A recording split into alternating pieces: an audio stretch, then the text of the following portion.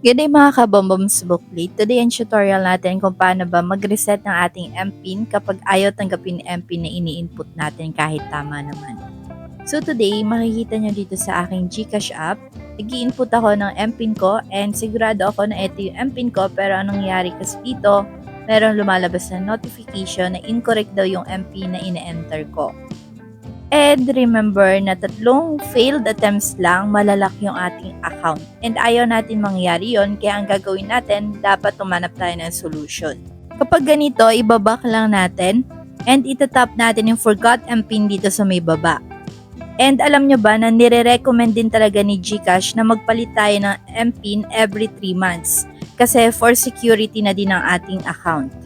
Sabi dito, meron 2-step authentication code bago natin ma-reset yung ating MPIN. And ang una dyan, magpapadala sila ng 6-digit code sa ating mobile number na nakaregistered sa ating GCash account. And ilalagay nga lang natin dito yung ating OTP na marireceive. By the way, kung wala kayo ma-receive na OTP, meron na din tayong tutorial niyan. Ang title niyan, paano ang gagawin nyo kung wala kayo na-receive na OTP. Ang link ay nasa comment section. So, habang nilalagay ko pa lang dito yung OTP na na-receive ko, huwag niyong kalimutan. Like, subscribe, and hit the notification bell for good luck. Now, tap na natin yung OK. And eto na yung pangalawa, verify with face recognition. Kailangan malinaw yung lens ng ating camera para hindi tayo maka-encounter ng problem dito sa face verification.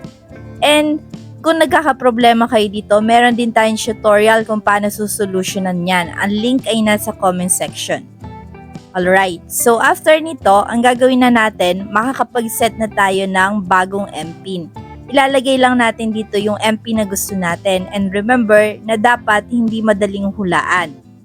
Hindi dapat magkakasunod yung number na ilalagay nyo dito. And syempre, hindi dapat birthday nyo para hindi nahuhulaan ng mga nakakakilala sa inyo. Once na makapag-set na tayo, itatap na natin yung submit. And there you go, mapapansin natin dito na successful na nga yung pag-reset natin ng MPIN. Tap na natin na OK para makalabas na tayo. And dito nga mag-input na tayo ng ating MPIN. Pero kung hindi pa rin tinatanggap yung MPIN na nireset nyo or yung bagong MPIN na ginawa nyo, ang gagawin lang natin, lalabas tayo dito sa GCash app. And pupunta tayo dun sa settings ng ating cellphone. And bakit natin gagawin yon? Kasi baka puno na yung data nitong app mismo. Now, nandito na ako sa settings ng aking device and hahanapin ko lang dito yung app management kung saan makikita ko lahat ng application na meron ako sa aking device.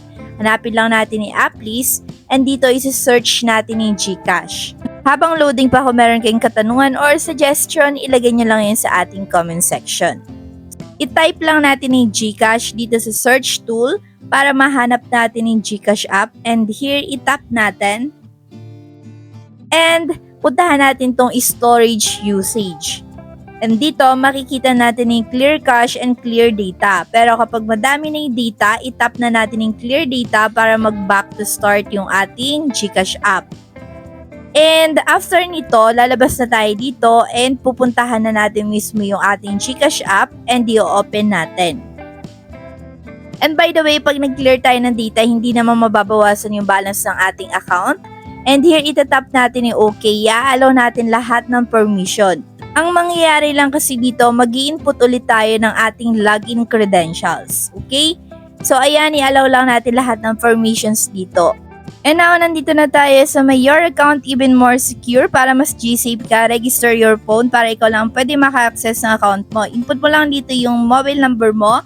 And kung magkaka-problem ka dito, meron tayong part 2. Okay, so hanggang dito na lamang ang video natin for today. Thank you for watching and stay blessed.